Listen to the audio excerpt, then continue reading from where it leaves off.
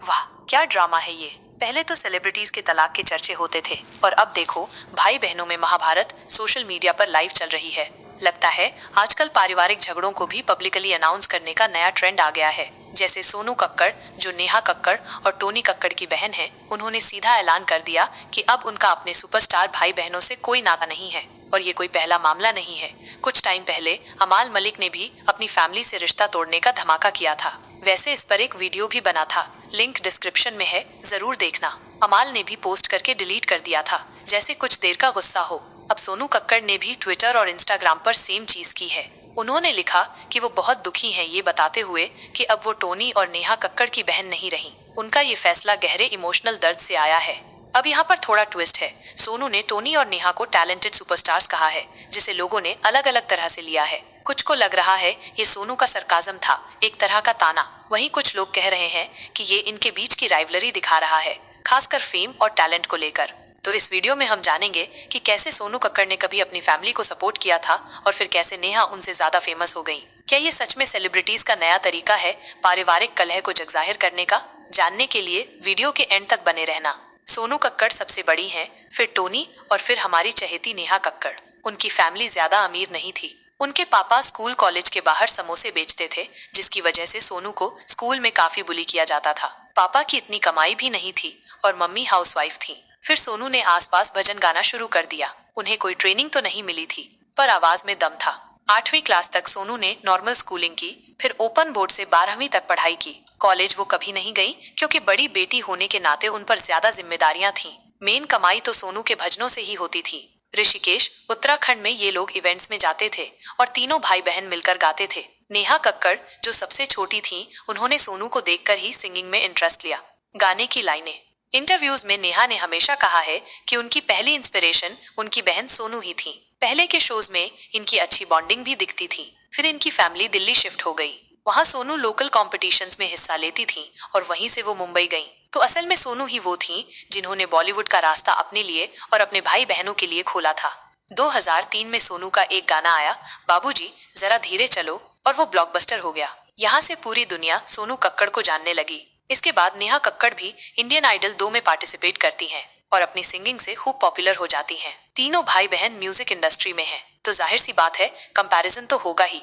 सोनू कक्कड़ को अक्सर अंडररेटेड कहा जाता है। ये बात सिर्फ अब नहीं हो रही जब उन्होंने ये पोस्ट किया, बल्कि पहले भी उनका कंपैरिजन नेहा और टोनी से होता था। सोनू से एक बार पूछा भी गया था कि क्या उन्हें कभी लगता है कि उनके भाई बहनों की वजह से उन्हें साइडलाइन किया जाता है, तो उन्होंने जवाब दिया था कि वो कभी खुद को उनसे कंपेयर नहीं करती और उनके लिए तो उनकी सक्सेस ही बड़ी बात है। उन्हें कंपैरिजन पसंद नहीं और उनकी सबसे बड़ी प्रायोरिटी है खुशी।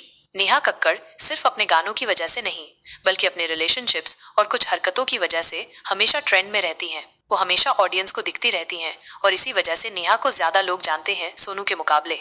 अगर हम देखें तो नेहा और टोनी कक्कड़ ने एक साथ कितने गाने बनाए हैं, तो आपको बहुत सारे गाने मिलेंगे।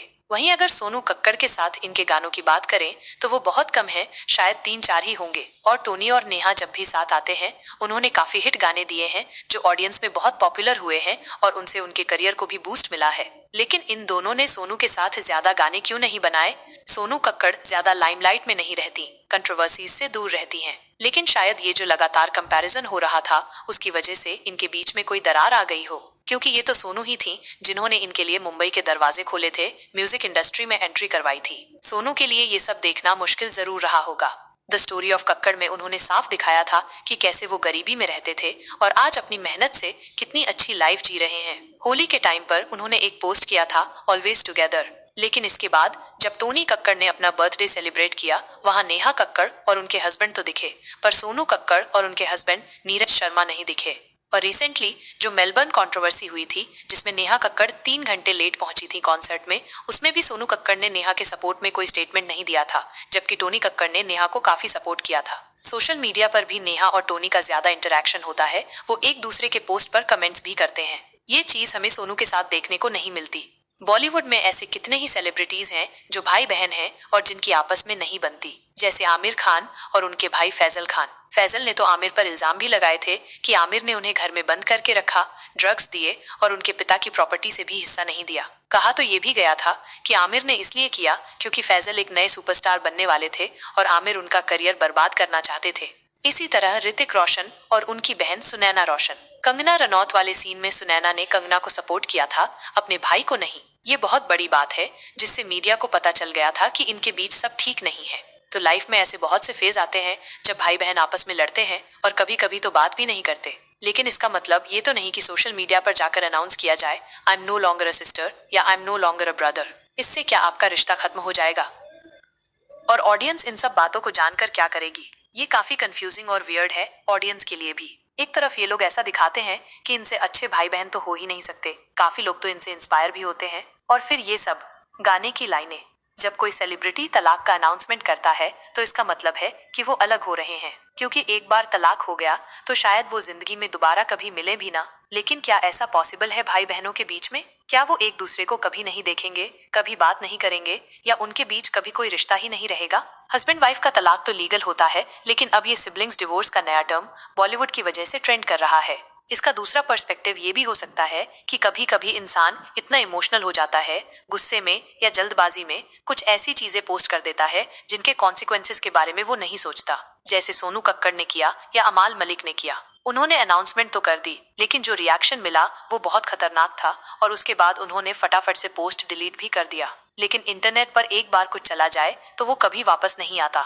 इन तीनों में से अभी तक किसी की तरफ से भी कोई एक्सप्लेनेशन या स्टेटमेंट नहीं आया है, लेकिन इतना तो दुनिया को पता चल ही गया है कि इनके बीच चीजें सही नहीं चल रही हैं। तो इस कंट्रोवर्सी में आपकी क्या राय है? क्या आपको लगता है सोनू कक्कड़ अंडररेटेड है और कहीं ना कहीं नेहा कक्कड़ और टोनी कक्कड़ की पॉपुलैरिटी ने उन्हें सप्रेस किया है? अपनी राय कमेंट सेक्शन में जरूर बताएं। और हाँ, वीडियो अच्छा लगे तो लाइक, शेयर और चैनल को सब्सक्राइब करना मत भूलें।